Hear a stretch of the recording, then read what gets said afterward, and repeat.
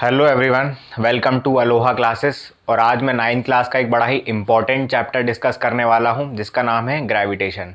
देखो, ग्रेविटेशन एक ऐसा फिनोमेना है जिससे हम रोज़ रूबरू होते हैं। इसके बिना हमारा सर्वाइवल जो है वो संभव नहीं है। ये पेन ऊपर से नीचे क्यों गिरा, अर्थ जो है वो सन का चक्कर क्यों काट रही है, या मून जो है वो अर्थ का चक्कर क्यों काट रहा है, या ओशन में जो टाइड्स का फॉर्मेशन होता है वो क्यों होता है, इन सब के पीछे जो है वो एक ही रीज़न है, वो है ग्रेविटेशन। ठीक है, तो मैं आपको अब दो चीज़ों में जो है अंतर समझाने वाला हूँ कि क्या है। पहला है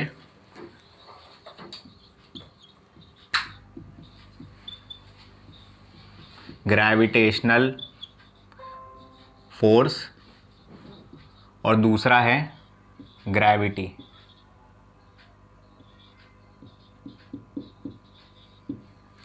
ग्रेविटेशनल फोर्स और ग्रेविटी में क्या डिफरेंस है? क्या इन दोनों में एक माइन्यूट सा डिफरेंस है? क्या ये दोनों चीज़ें बिल्कुल अलग अलग है या ये दोनों चीज़ें बिल्कुल सेम है? चलिए चल के जानते हैं। देखो, ग्रेविटेशनल फोर्स क्या होता है? Force of attraction between two objects due to their masses. किसी भी दो ऑब्जेक्ट्स के बीच में उनके मासेस की वजह से फोर्स ऑफ अट्रैक्शन जो पैदा होता है उसको हम ग्रेविटेशनल फोर्स कहते हैं। ठीक है, और ग्रेविटी क्या होता है?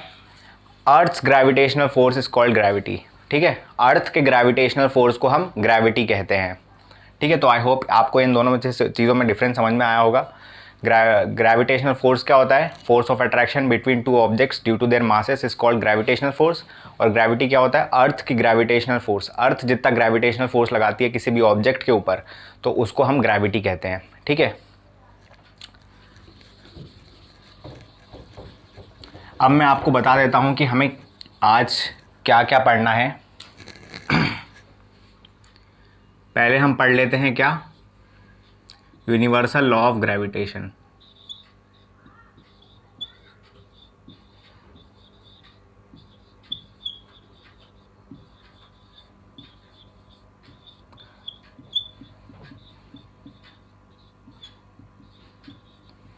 क्या पढ़ लेते हैं हम? Universal law of gravitation. इसके बाद क्या पढ़ेंगे? Acceleration due to gravity and wait.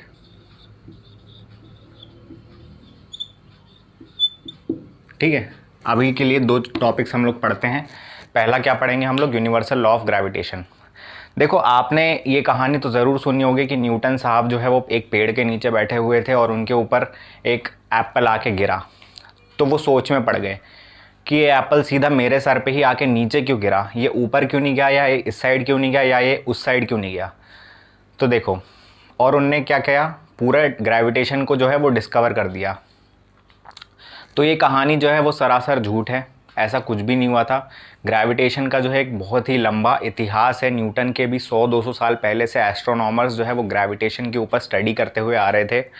हाँ, ये अलग बात है कि सबसे ज़्यादा श्रेय जो है वो न्यूटन साहब को जाता है ग्रेविटेशन की डिस्कवरी में। ठीक है, तो हम लोग देखते हैं उनके द्वारा दिया गया law, universal law of gravitation. ठीक है, ये क्या कहता है?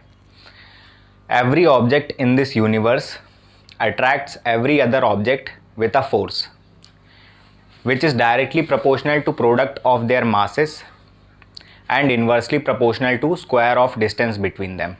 ठीक है, मान लो ये दो ऑब्जेक्ट हैं, इन दोनों का मास है m1 और m2 और इन दोनों के सेंटर्स के बीच की दूरी है r।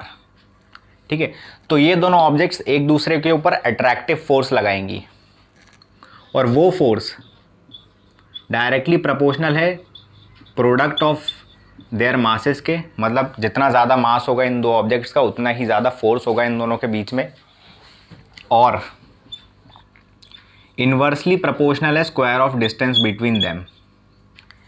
इन दोनों के सेंटर्स के बीच का जो डिस्टेंस है उसके स्क्वायर के इन्वर्सली प्रोपोर्शनल है ये फोर्स। ठीक है, अब हम इन दोनों को कंबाइन करके क्या लिख सकते हैं?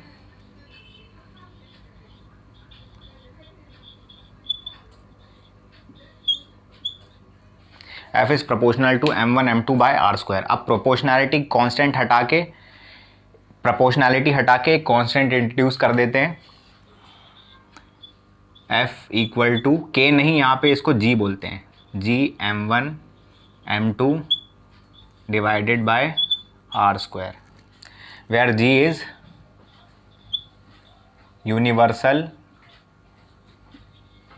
Gravitational constant.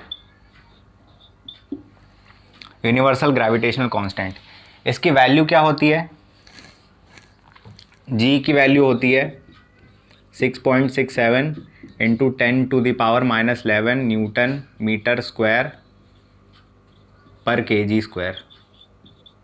इसको डिस्कवर किया था किसने? न्यूटन ने नहीं किया था, हेनरी कैवेंडिश ने। न्यूटन सारे काम थोड़ी करेगा, दूसरे काम दूसरे साइंटिस्ट भी तो करेंगे। इसको हेनरी कैवेंडिश ने डिस्कवर किया था। और इसकी यूनिट की बात करें तो जी को एक साइड रहने दो और बाकी सबको इधर पटक दो, तो फोर्स की न्यूटन हो जाएगी इनटू डिस्टेंस की metre square divided by mass की केजी स्क्वायर, तो न्यूटन मीटर स्क्वायर पर केजी स्क्वायर। ठीक है, ये हो गया अपना यूनिवर्सल लॉ ऑफ ग्रेविटेशन। ठीक है, अब मैं आपको एक दो और बातें बताने जाऊंगा यूनिवर्सल ग्रेविटेशनल लॉ के रिगार्डिंग।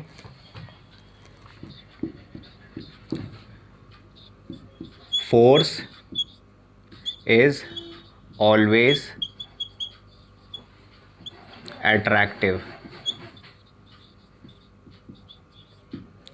दोनों ऑब्जेक्ट्स एक दूसरे के ऊपर जो फोर्स लगाएंगे वो हमेशा अट्रैक्टिव होगा नेचर में, रिपल्सिव नहीं होगा। जैसा कि चार्ज के केस में रिपल्सिव भी होता है, पर दो मासेस के केस में उनके बीच का जो फोर्स है वो हमेशा अट्रैक्टिव होगा।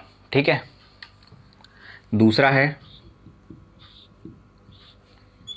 It is independent of the medium.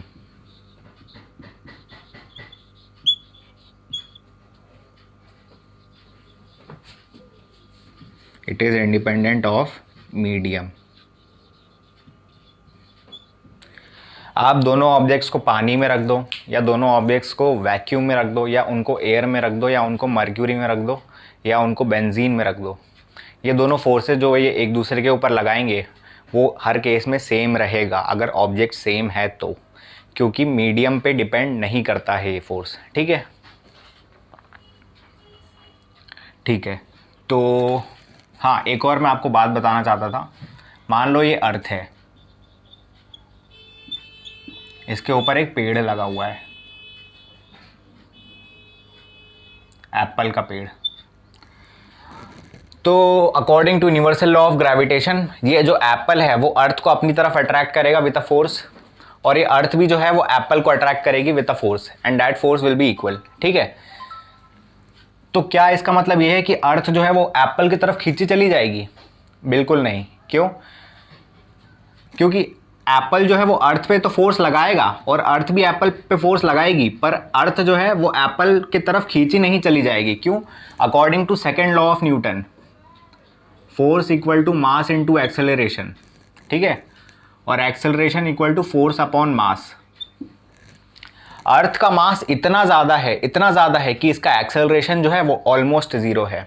ठीक है, और यही रूल आप एप्पल में लगाओ, तो एप्पल का मास इतना कम है, इतना कम है कि इसका एक्सेलरेशन ज़्यादा है, इसलिए एप्पल हमेशा अर्थ की तरफ जाएगा, ना कि अर्थ एप्पल की तरफ जाएगी।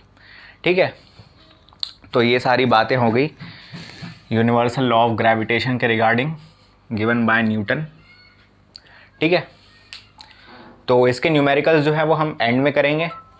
अब हम अपने नेक्स्ट टॉपिक की तरफ बढ़ते हैं।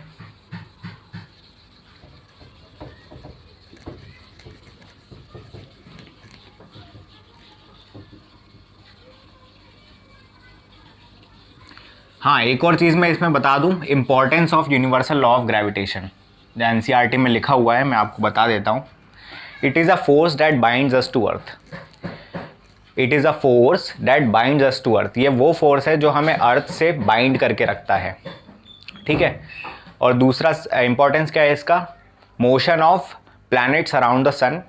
जो प्लैनेट्स सन के अराउंड मोशन करते हैं वो इसी लॉ के अकॉर्डिंग करते हैं। ठीक है, और वह ये मून का मोशन अराउंड दी अर्थ, और क्या बोलते हैं अपना टाइड्स का फॉर्मेशन इन दी ओशन, ये सब इसके इम्पोर्टेंस है यूनिवर्सल लॉ ऑफ ग्रेविटेशन के। ठीक है, हाँ, अब हम क्या पढ़ेंगे?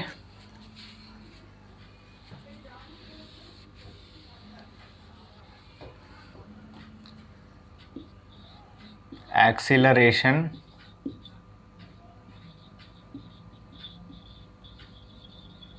Due to gravity. ठीक है, मान लो ये एक बिल्डिंग है और इस बिल्डिंग से एक आदमी गिर रहा है।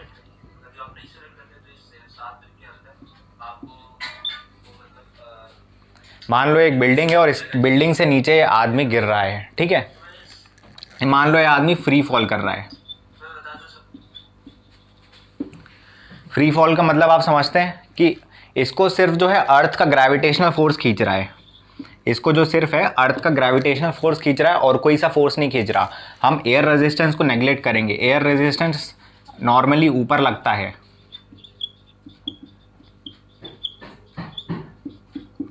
एयर रेजिस्टेंस को हम नेग्लेक्ट करेंगे।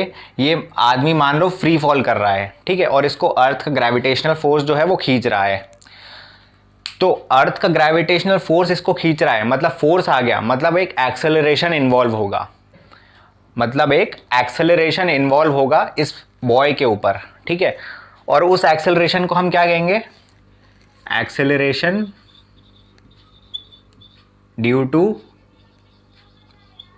Earth's gravitational force.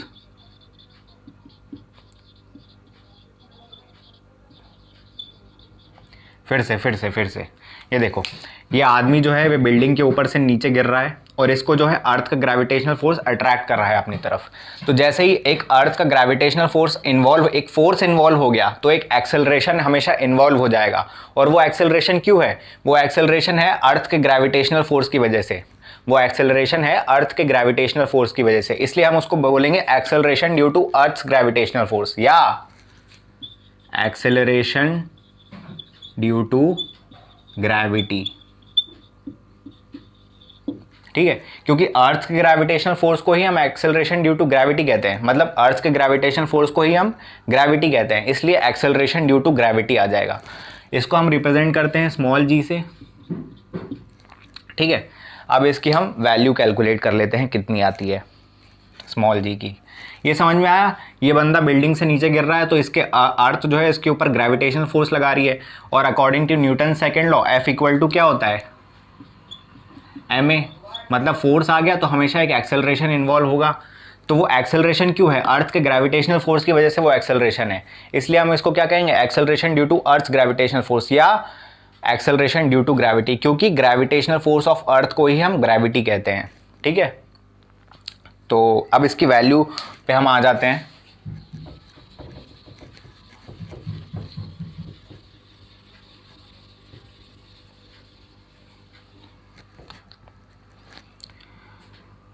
मान लो ये अर्थ है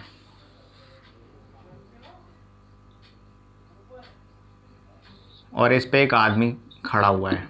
ठीक है, अर्थ का मास है कैपिटल M और इसका रेडियस है R। ठीक है, तो अर्थ जो है इस पे एक अट्रैक्टिव फोर्स लगाएगी, वी ऑल नो। और वो फोर्स क्या होगा? फोर्स ऑन, इसको मान लो इसका नाम है A। तो force on A is equal to G into mass of earth into mass of object upon radius का स्क्वायर। ठीक है, GMMA upon R square.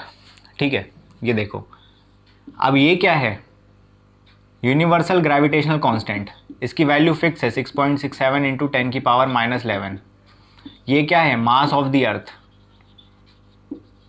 Mass of अर्थ। इसकी वैल्यू क्या है? 6 इंटू 10 की पावर 24 kg। ये भी कांस्टेंट है, फिक्स है। और ये क्या है? रेडियस ऑफ द अर्थ।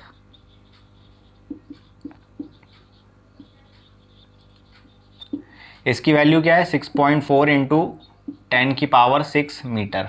ये भी कांस्टेंट है, ये भी कांस्टेंट, ये भी कांस्टेंट, ये भी कांस्टेंट। तो हम इसको क्या कर सकते हैं? एक नए कांस्टेंट से रिप्लेस कर सकते हैं, जिसको हम नाम देंगे क्या? स्मॉल जी। ये सारी वैल्यू रख के अब इसकी वैल्यू कितनी आती है वो मैं आपको बताता हूँ। G into MA। हम इस सारी वैल्यूज़ को रखेंगे तो हमारे पास G की वैल्यू निकल के आती है क्या? 9.8 मीटर पर सेकेंड स्क्वायर। ठीक है, 9.8 मीटर पर सेकेंड स्क्वायर। ठीक है, और ये एक्सेलरेशन ही क्यों हुआ, हमने इस कांस्टेंट को एक्सेलरेशन से ही रिप्लेस क्यों किया, क्योंकि हम देखो अब इसको क्या करते हैं, न्यूटन के सेकंड लॉ से कंपेयर करते हैं, F equal to M into A, force equal to mass into something and that something is acceleration. So here we also can conclude that force equal to mass into something and that something is acceleration. That acceleration is nothing but acceleration due to gravity. ठीक है. हाँ, अब यहाँ पे मैं एक छोटे से नए कॉन्सेप्ट की बात करना चाहूँगा जिसका नाम है wait.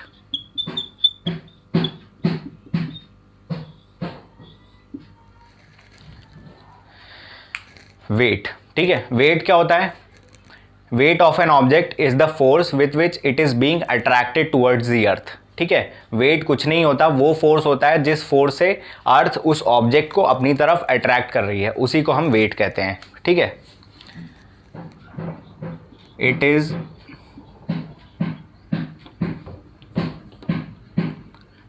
Wait of an object is the force with which it is being attracted towards the earth.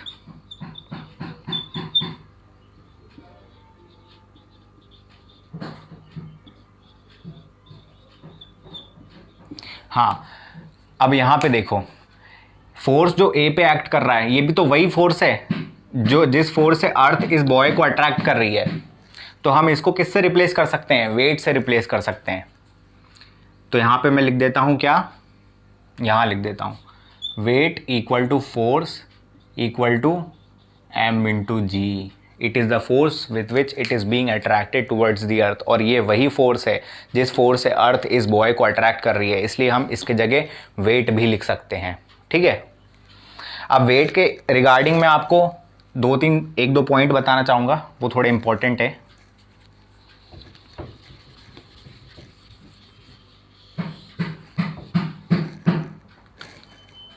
पहला है weight always act vertically downwards. Weight जो है वो हमेशा वर्टिकली डाउनवर्ड्स लगेगा. ठीक है. मान लो ये अर्थ है, ये ऑब्जेक्ट है, ये बंदा है, तो वेट हमेशा वर्टिकली डाउनवर्ड्स लगेगा.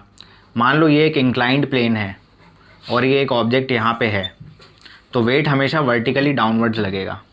अब इसका मतलब ये नहीं है कि ये बंदा जो है वो इसको फाड़ के अंदर घुस जाएगा, ऐसा नहीं है. इस पर एक और फोर्स लगेगा, यहाँ भी लगेगा और यहाँ भी लगेगा और यहाँ भी लगेगा.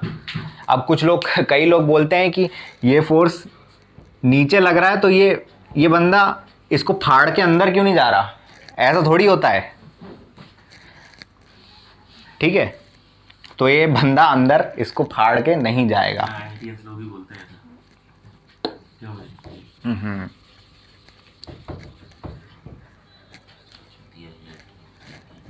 हाँ, अब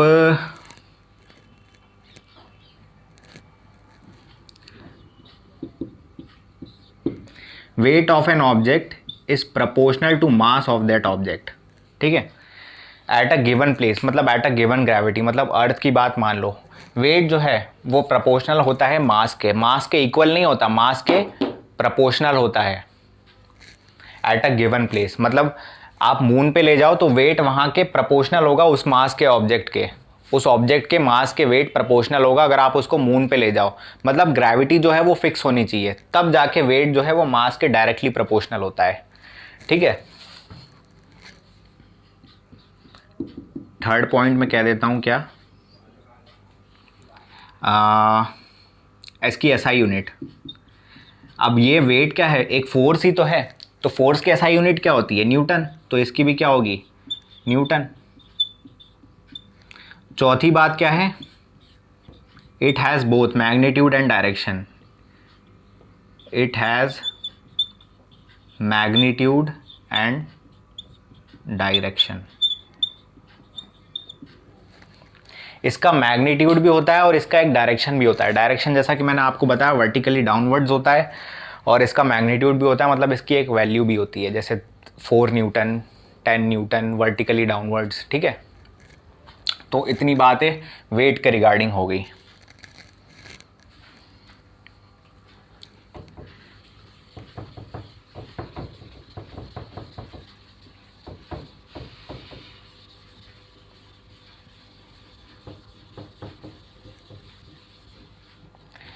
अब यहाँ पे आ जाते हैं हम लोग वापस से जी के फॉर्मूले पे।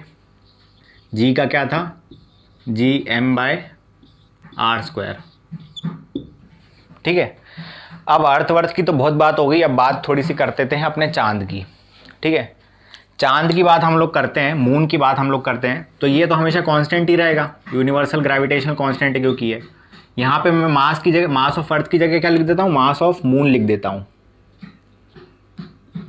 Of moon. ठीक है, मैं यहाँ पे क्या लिख देता हूँ, रेडियस ऑफ मून।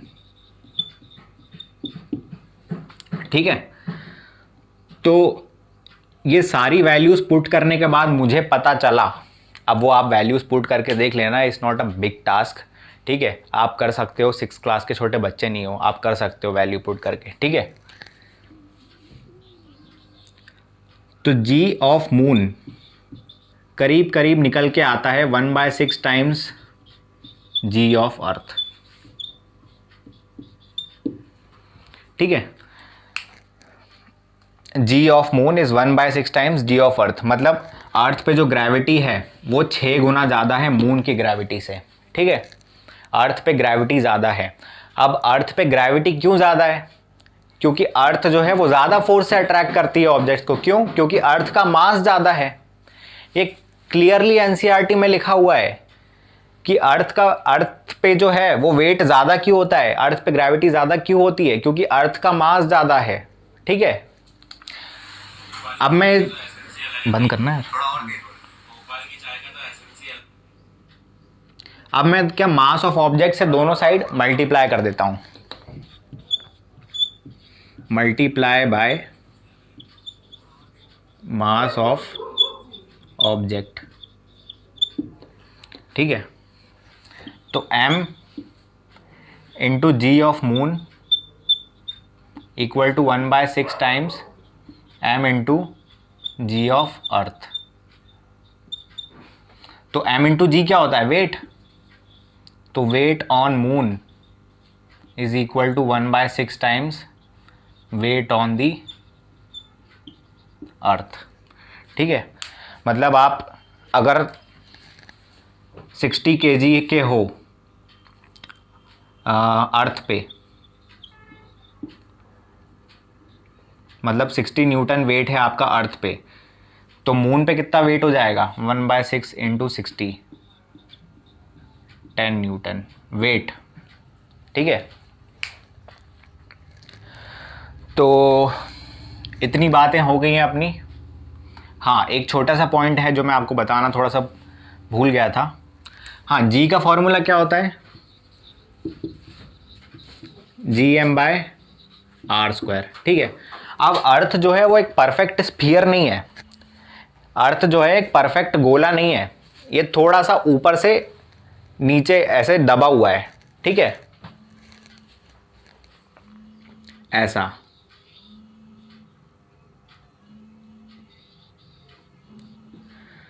तो पोल्स पे, ये पोल्स पे जो है रेडियस कम है अर्थ का रेडियस पोल्स पे कम है।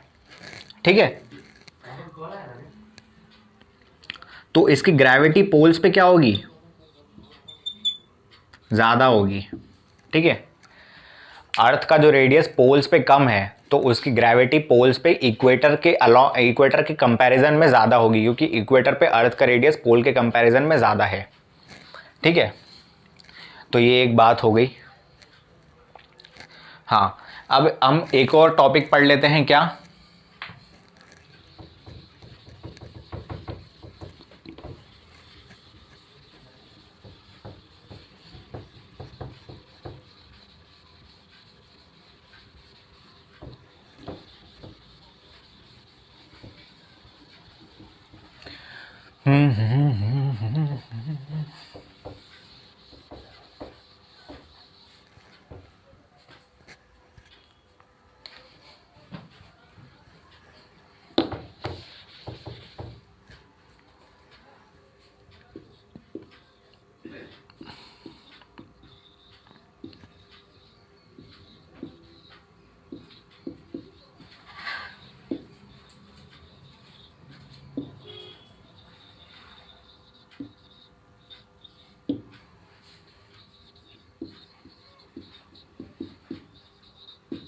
Motion of object due to earth's gravitational force. ठीक है, motion of object due to earth's gravitational force. ठीक है, मान लो ये वही बिल्डिंग है, इस बिल्डिंग से एक आदमी जो है वो फ्री फॉल कर रहा है, मतलब इस पर सिर्फ अर्थ का ग्रेविटेशनल फोर्स लग रहा है और कोई सा फोर्स नहीं लग रहा। एयर रेजिस्टेंस हम लोग नेगलेक्ट कर लेंगे तो हम कह सकते हैं कि ये जो बॉडी है वो फ्री फॉल कर रहा है। ठीक है, अब अर्थ इस पर एक ग्रेविटेशनल फोर्स लगाएगी उस और ग्रेविटेशनल फोर्स इन्वॉल्व हो गया तो एक्सेलरेशन ड्यू टू ग्रेविटी अपने आप इन्वॉल्व हो जाती है, और वो एक्सेलरेशन ड्यू टू ग्रेविटी जो इस बंदे पे लग रही है इज इंडिपेंडेंट ऑफ मास।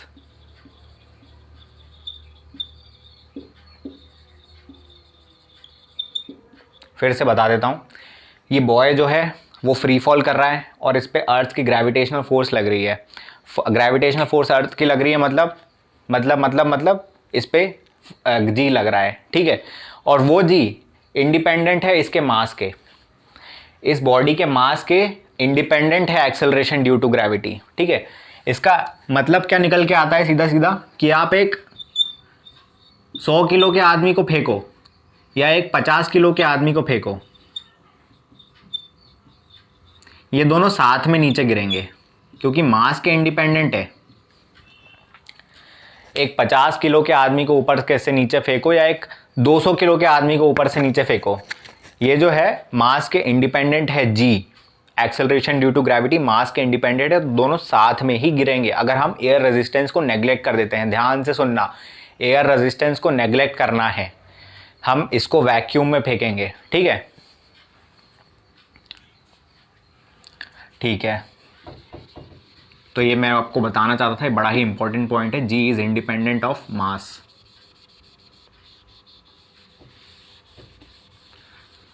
अब आपने मोशन चैप्टर में काइनेमेटिकल इक्वेशंस तो पढ़ी होंगी, 3 इक्वेशंस होती है मोशन की। अगर एक्सेलरेशन कांस्टेंट है तो 3 इक्वेशन ऑफ मोशन जो है वो लगाई जा सकती है। वो कौन कौन सी होती है? v equal to you plus A T,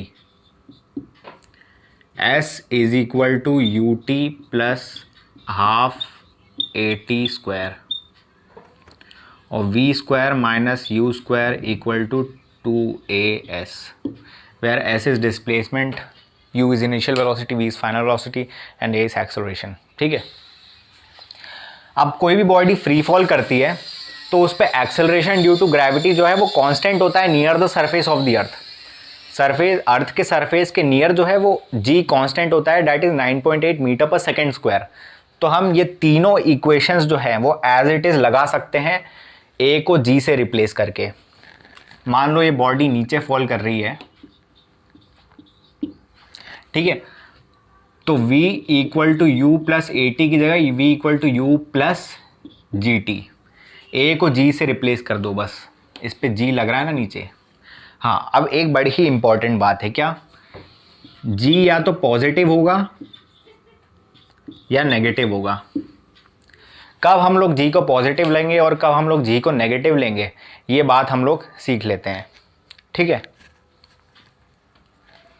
हाँ ये तो कर लोगे ना, s equal to U T plus half G T square 2gs, है ना, a को g से रिप्लेस करना है बस। ठीक है, तो हम एज इट इज़ लगा सकते हैं। हाँ, अब g कब पॉजिटिव होगा और g कब नेगेटिव होगा ये थोड़ा सा देख लेते हैं। मान लो ये बॉडी नीचे गिर रही है, इस पे जो g है वो नीचे लग रहा है और इसका मोशन भी कहाँ है, नीचे, दोनों का डायरेक्शन सेम है, तो g क्या होगा, पॉजिटिव। मान लो ये बॉडी ऊपर जा रही है, ये बंदा ऊपर जा रहा है, सुपरमैन है, ये बंदा ऊपर जा रहा है, मोशन ऊपर है और g नीचे लग रहा है, दोनों का डायरेक्शन ऑपोजिट हो गया ना, तो g इस केस में क्या लेंगे हम, नेगेटिव। समझ में आ गया, जी पॉजिटिव और जी नेगेटिव कब लेंगे। अब आपके इस पर न्यूमेरिकल्स कराएंगे आपको तो आपको ज़्यादा समझ में आएगा। न्यूमेरिकल्स जो है उस पर एक सेपरेट वीडियो बनाऊंगा मैं। ठीक है, न्यूमेरिकल्स पे जो है एक सेपरेट वीडियो बनाऊंगा, इसमें नहीं करवा रहा, उसमें यूनिवर्सल ग्रेविटेशन कांस्टेंट और इन सब के एक्सेलरेशन ड्यू टू ग्रेविटी सबके न्यूमेरिकल्स एक साथ करवाऊंगा। ठीक है, तो ये भी हो गया। तो बाकी का जो है कैपलर्स लॉज बचता है, वो इससे नेक्स्ट वीडियो में करवाएंगे, ठीक है। और थ्रस्ट, प्रेशर वगैरह इन सब की कहानी भी आएगी, आर्किमिडीज प्रिंसिपल भी हम लोग पढ़ेंगे, तो वो सब नेक्स्ट वीडियो में। तब तक के लिए अपना ख्याल रखिएगा और धन्यवाद वीडियो को देखने के लिए। Bye bye.